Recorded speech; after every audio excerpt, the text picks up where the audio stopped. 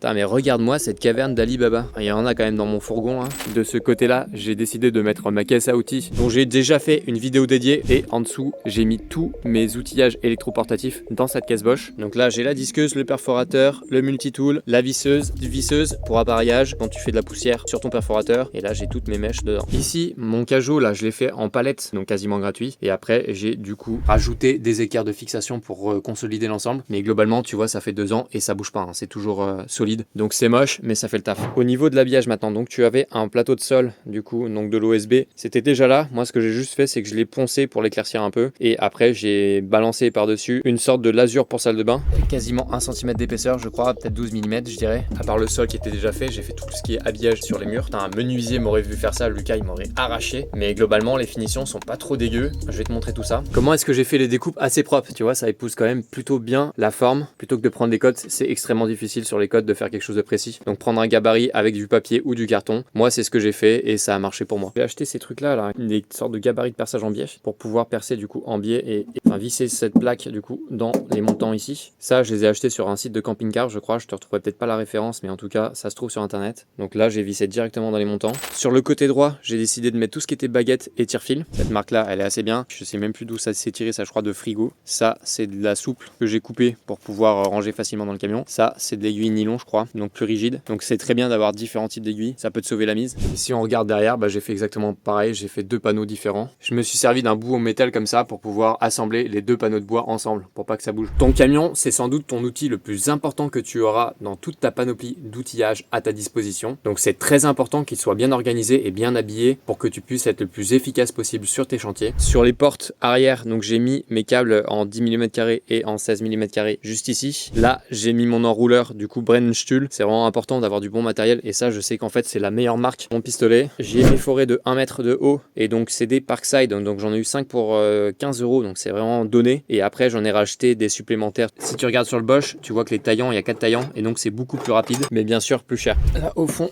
j'ai l'aspirateur Bosch, donc là je suis parti sur des étagères donc qui sont préfabriquées. Je les ai achetées sur internet pour environ 150 €, c'est le moins cher que j'ai pu trouver. Rien qu'avec le coût du bois, tu as des coûts supérieurs à ce que tu peux faire toi-même. Le temps que tu vas passer à le faire quand t'es pas menuisier et que t'as pas les outils, laisse tomber. Donc du coup j'ai tout acheté sur internet. Je te mettrai ça en commentaire si j'arrive à avoir un lien de réduction. 1, 2, 3 rangées et j'ai même poussé le vis pour ranger des trucs encore en dessous, donc j'ai acheté des caisses. Au niveau du coût, combien est-ce que ça m'a coûté d'aménager entièrement ce camion? Les étagères que j'ai achetées sur internet m'ont coûté 150 € environ. Tout le bois que j'ai utilisé pour habiller moi-même l'intérieur du camion, ça m'a coûté moins d'une centaine d'euros. Après il faut rajouter environ 200 € je dirais pour toutes les boîtes que j'ai achetées chez Brico Dépôt, les caisses et les mallettes Stanley. Donc ça te fait un coût total d'environ 500 € tu vois pour tout aménager ce camion. Donc là mes rails de disjoncteur, donc je l'ai trié par marque, Legrand, Schneider que je pose toujours du coup en monophasé. Je pense que je vais partir sur du Legrand en triphasé et le Hagar que je n'aime pas vraiment mais que j'ai parce qu'il y en a pas mal qui utilisent cette marque là, je ne comprends pas pourquoi. Caméra endoscopique achetée sur AliExpress à 15 €, des petites multiprises au cas où,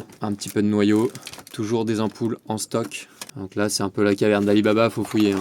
Là je sais pas pourquoi t'as une douille, t'as des piles derrière, toujours avoir des piles sur soi, acheter chez Lidl les moins chers, au cas où tu vois des GU10, un peu tout, là c'est mes prises en saillie, interrupteur saillie, et les plaques Capri ça sert toujours, je les ai aussi sous ce format là, où tu as plus qu'à les visser dedans. Donc là j'ai tout ce qui est boîte de dérivation, donc de différentes tailles. On va enlever ce balai qui me dérange. Mes aiguilles derrière. Là j'ai tout ce qui est scotch, colle, Sharpie, tout ça, crayon, marqueur. Encore un peu de boîte de dérivation, des colliers, un décamètre pour faire les devis et les longueurs de gaine. Appareillage saillie pour moulure, on le met là-dedans. Sur la deuxième rangée, donc là j'ai tout ce qui correspond au Duxi, donc que je pose tout le temps. C'est la meilleure marque d'appareillage pour moi en entrée de gamme. Là j'ai tout ce qui est appareillage saillie Plexo, donc moi je pars sur du Mureva Steel. Il est mieux que le Legrand, donc j'adore le style et puis il est beaucoup plus pratique à poser. Alors là j'ai tout ce qui est DCL, donc de toutes les tailles, 68, 54 et j'ai un petit peu d'appareillage Audace au cas où sur un dépannage je doive changer ce modèle là qui est assez répandu. Toutes les boîtes d'encastrement avec un peu tous les modèles possibles tu vois. Petit gabarit de pose. Là je vais avoir tout ce qui est collier, donc Colson, collier de terre aussi là-dedans. Et enfin ici je mets tout ce qui est liquide, de la pâte pour reboucher, un peu de mousse expansive, de la mousse à marquer que je n'ai jamais encore utilisée sur chantier, une cartouche d'isolation, le WD-40 indispensable. En dessous, alors là c'est un peu un fourre-tout, tu vois, j'ai une pince, une coupe boulon derrière. Là j'ai un set de 6 cloches qui me sert très rarement avec tous les diamètres, on ne sait jamais. Il y a des clés clé à molette, d'embout assez rare, on sait jamais, un jeu de clés, 6 pans, jeu de clés Allen, forêt centreur, Bosch expert au cas où je pète le mien, ça arrive très souvent donc toujours en avoir un en rab dans son camion, une cycloche de rab carbure en 68, des mèches diamants pour percer les carreaux, un set Securite, quand ça te sert une fois sur 100 t'es trop content de les avoir, des forêts, la pince Cobra de chez Knipex, donc j'ai pas mal de cycloches de rab, un forêt de 6 en carbure en rab, quelques clés à cliquet et on est bon. Ça c'est pour agrandir des trous facilement avec ta cycloche pour passer par exemple d'un trou de 60 que tu as déjà fait à un trou de 68. Un embout pour aiguille, une pince à Colson dont je me sers très rarement, pince à placo, ciseaux à bois, pince à molly à expansion, petit niveau à bulle, pince pour les RJ et là un fer à souder, donc ça coûte pas trop cher, toujours à avoir sur soi. J'ai pété un bornier la dernière fois, le client était vert, j'ai dû aller l'acheter en 2 spies et tu vois ça m'a sauvé la vie sur le chantier, sinon il m'aurait assassiné. Le problème c'est que tu peux pas tout acheter d'un coup, ça va te coûter trop cher, donc c'est au fur et à mesure que tu vas améliorer tes outils. Derrière on le voit pas bien, un aimant pour détecter les rails et l'ultime quenelle, c'est ma technique que j'ai utilisée pour gagner un peu de place. J'ai mis des disjoncteurs supplémentaires avec des aimants en fait derrière les rails et donc là tu vois ça c'est pareil, c'est un plateau aimanté donc ça me permet de mettre des vis dedans, une scie à main, scie à métaux ici, un rail supplémentaire. Donc je le répète, il n'y a que 2 styles pour habiller ton camion, soit tu vas le faire toi-même, l'avantage c'est que ça va te permettre de réduire le coût mais le problème c'est que ça va prendre pas mal de temps. Moi je suis parti sur la première option parce que ça m'a permis d'apprendre le bricolage et au début j'avais pas beaucoup d'argent.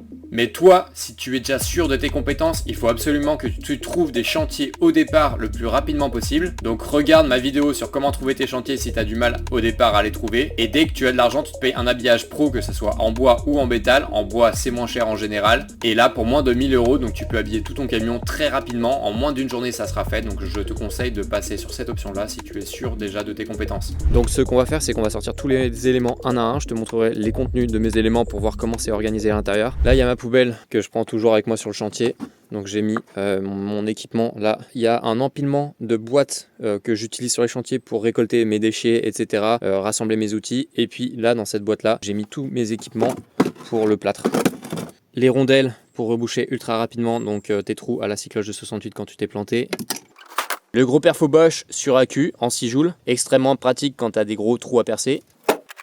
J'ai tout ce qui est AQ, mes batteries, tout ce qui est embout, cycloche, huile de coupe, mèche, forêt.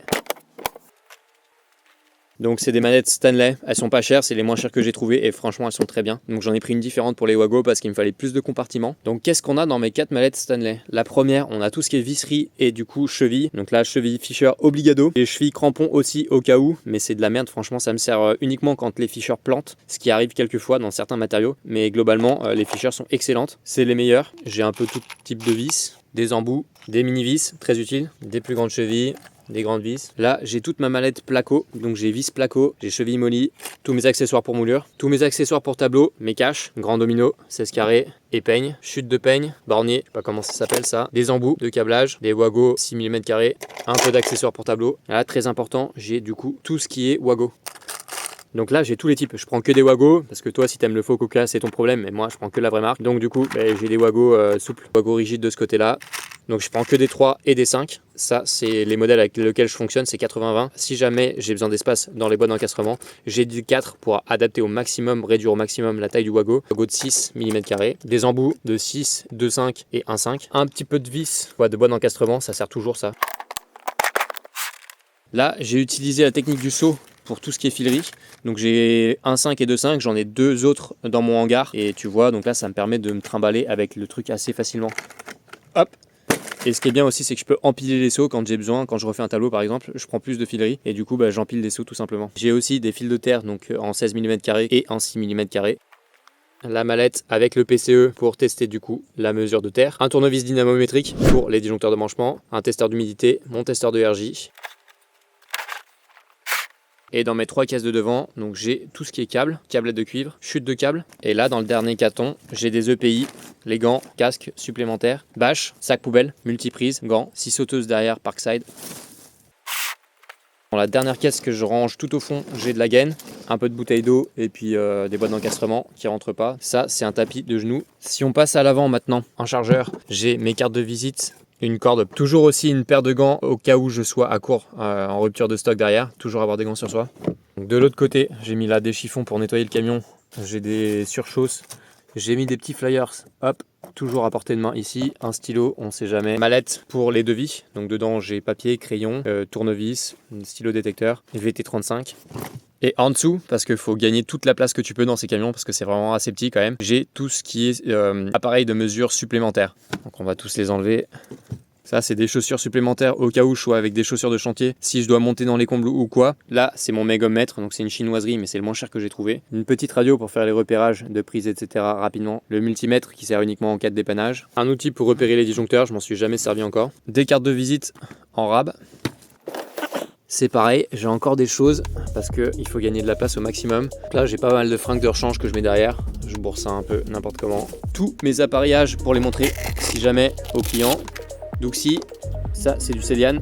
La galerie était déjà présente sur le toit, donc j'ai rien eu à faire. Le seul truc que j'ai fait pour la modifier, c'est de changer. Là, il y avait des vis Torx. Et ce qui se passe en fait, c'est que l'eau va s'infiltrer dans la vis et du coup, ça va commencer à flinguer le pas de vis. Donc après, pour desserrer cette vis là, c'est impossible. Donc je te conseille de prendre une vis mâle comme j'ai fait ici. Donc là, après ce que j'ai fait, c'est une classique, ça fait un peu manouche, mais en tout cas, tu peux mettre dedans tes tubiraux et tes moulures. Petite astuce pour ne pas perdre ton embout, ça m'est arrivé plus d'une fois et j'en ai eu marre donc j'ai fait ça après, c'est que tu mets de la corde, tu relis ton tube à du coup ton bouchon via une corde. Là je l'ai mis aussi de l'autre côté, comme ça je peux accéder facilement du coup à ma sortie, tu vois, donc là il y a toutes mes moulures qui sont ici, mes tubes qui apparaissent. Comment j'ai fixé? Bon, tout simplement avec des Colson en provisoire, comme ça me permet d'enlever le tube facilement si j'en ai besoin pour faire de la route. Et pareil de ce côté, tu vois, là je m'emmerde plus. Je mets, au lieu de mettre du coup une corde pour le fixer, je mets simplement un Colson en provisoire et ça tient parfaitement bien. Gain de temps et donc gain d'argent. Pour récapituler, tu as 3 types d'outils différents à ta disposition quand tu es artisan. Tu as d'abord ton camion qui est un outil à part entière, donc il faut absolument qu'il soit optimisé au maximum. Après, tu as tout ce qui est outils informatiques à ne pas oublier, c'est très important. Je t'ai déjà fait pas mal de tutos là-dessus. Regarde mes vidéos qui ont été faites à ce sujet-là. Donc ça inclut ton ordinateur, ton clavier, ta souris, les logiciels que tu utilises, notamment ton logiciel de facturation et de devis. Je te conseille de passer par Obat, mais regarde bien ma vidéo dédiée à ce sujet avant de choisir ton logiciel de gestion. Si tu passes par mon lien que je te mettrai en commentaire, tu auras tes 2 premiers mois gratuits sur Obat. Et enfin, tu as tout ce qui est outillage électroportatif et manuel. Je t'ai fait une vidéo dédiée sur ma caisse à outils que je te mets juste ici. Bisous les gars, bon chantier!